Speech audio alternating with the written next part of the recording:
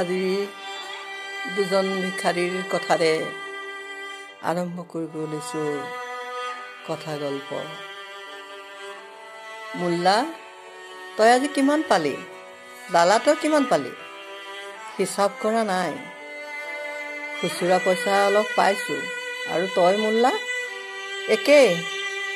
আজি খবৰ বেয়া, চাউলহে পালোঁ। মানুহবোৰে চাউলেই দিব বিচাৰে, পইচা দিব নিবিচাৰে। কোনোবাই কয় ঘৰত গৃহস্থ নাই, আৰু কোনোবাই কয় যোৱা আজি, পিছত আহিবা। মোৰ এখন ভৰিৰে আজি চাউলৰ বোজাটো দঙাটো বৰ কষ্টকৰ হৈছে।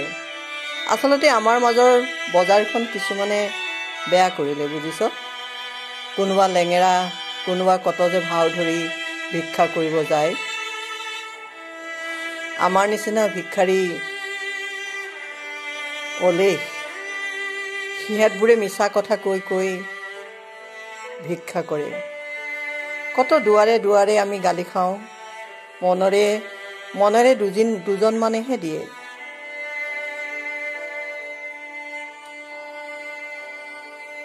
কি কৰিবি ধনী মানুহৰ কথা। মোল্লা, বল আমি সেই গছজোপাৰ ছাঁতে বহোঁগৈ। বল, ঠিক আছে, দে তোৰ চাউলৰ টোপোলাটো মই দাঙি দিওঁ। এৰা, এঘৰৰ পৰা অলপ খোৱা বস্তু দিছে। মোকো দিছে। পিছে তোৰ টোপোলাটো মেলচোন বাৰু। গোন্ধাইছেচোন, খাব নোৱাৰি। হ'ব দে, মোৰটো আছে নহয়, চাওঁচোন মেলি। এইটোচোন ভাল, বৰ ভালকৈ দিছে। দুইটাই মিলি ইয়াকে খাওঁ।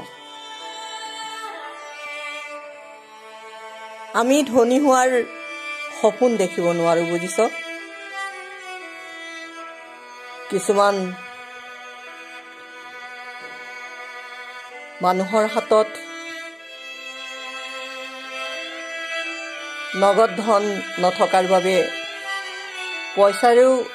পইচা ডিজিটেল মাধ্যমেৰেও শিক্ষা দিয়ে আমাক। অৱশ্যে ইয়াত খুব কমেই হয়।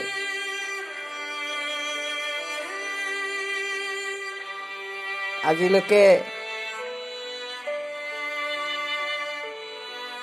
খুব কমেইহে দিয়া দেখা যায়। মোল্লা, তোৰটো আছে, তোৰটোতো দিয়ে চাগে মোবাইলেৰে ভিক্ষা দিয়ে দুটা এটাই। ভিক্ষাৰী বুলি যি ধাৰণা, সেই ধাৰণা যেন আজি ভাৰতবৰ্ষত আদি গোটেই বিশ্বত যদি সমীক্ষা চলোৱা যায়, তেতিয়াহ'লে দেখা যায় আজি বিশ্বৰ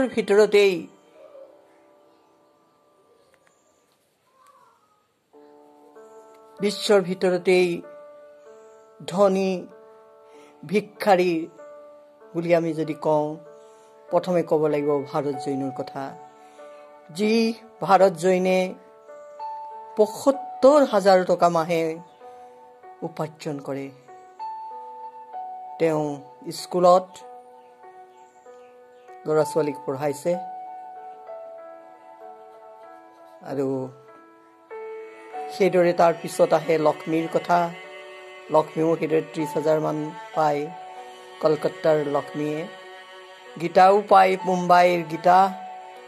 চন্দ্ৰ আজাদৰ কথা ক'ব পাৰি, পপ্পুৰ কথা ক'ব পাৰি, পাটনাৰ। বিশ্বৰ ভিতৰতো আমি সেইদৰে আৰু বহুত দেখোঁ। চাইমণ্ডৰ কথা ক'ব পাৰোঁ, অৰবিন্দ কুৰীৰ কথা ক'ব পাৰোঁ। আৰু যি চাইমণ্ডৰ প্ৰায় বছৰি ৫০ লাখ টকা ইনকাম কৰে, আৰু সেইদৰেই সিহঁতি আৰু এগৰাকী অন্ধ ভিক্ষাৰী আছিল বিশ্বৰ সেই সমীক্ষাত। তাতো আমি দেখিছিলোঁ তেখেতে মৃত্যুৰ পিছত, ১০০ বছৰৰ মৃত্যুৰ পিছত তেখেতে প্ৰায় ৪ কোটি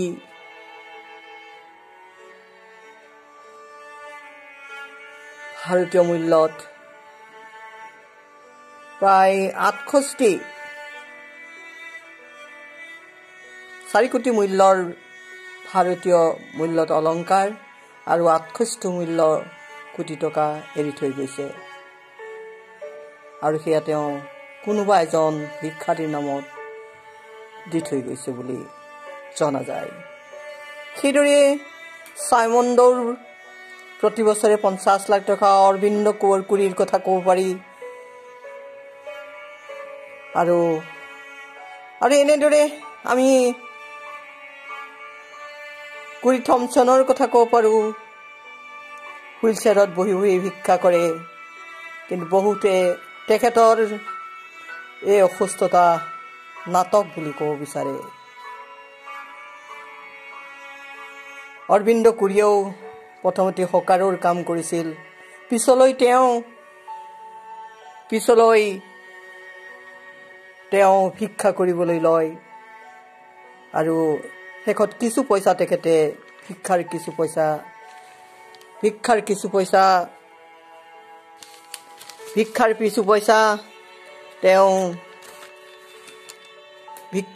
পইচা শেষত তেওঁ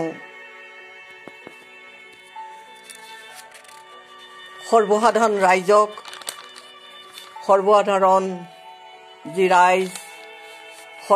ৰাইজক দান কৰিছিল।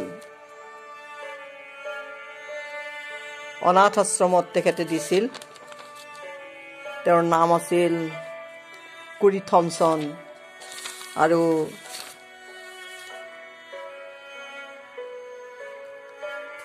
ঠিক সেইদৰেই ভিক্ষাৰী হ'লে আমি দেখা গৈছে তেখেতৰ সকলোৰে একোটা সপোন থাকে। সেই সপোন বাস্তৱত পৰিণত কৰিবৰ কাৰণে হয়তো গৈ থাকে আৰু যেতিয়াই অৰ্থৰ সন্মুখী হয়, অৰ্থ যেতিয়া লগ পায়, নিশ্চয় সপোন বাস্তৱায়িত কৰিবৰ দৰে তেওঁলোকৰ যি সপোন থাকে সেই সপোনক প্ৰকৃতাৰ্থত তেওঁলোকে সেই সপোন বাস্তৱত কৰিবৰ কাৰণে চেষ্টা কৰে। আজিলৈ আহিছোঁ। নমস্কাৰ।